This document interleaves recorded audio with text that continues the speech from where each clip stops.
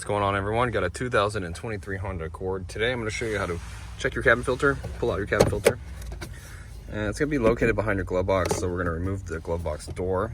And right here we have a damper, okay, that we're going to need to disconnect. And what it does is slow down the door when you open it. All we have to do is just push it. Okay, you hear it unclip. You move it out of the way. You can see it's just like a clip. Now, if we look up in here, there are stoppers that stop the glove box from opening too far. We're gonna have to get around these, okay? Now, what we can do is just push the glove box in and kind of pull the glove box down and work our way to get in the glove box to come down all the way.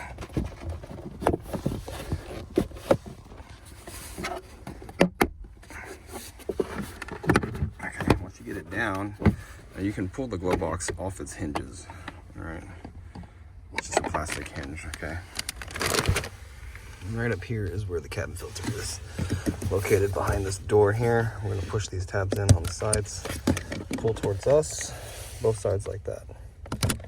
All right, the door come flying off just like that. And you can grab the filter and pull it out. But before you pull it out, notate that right here it says airflow downward. So when you replace the filter, you put it in exactly the way this one came out.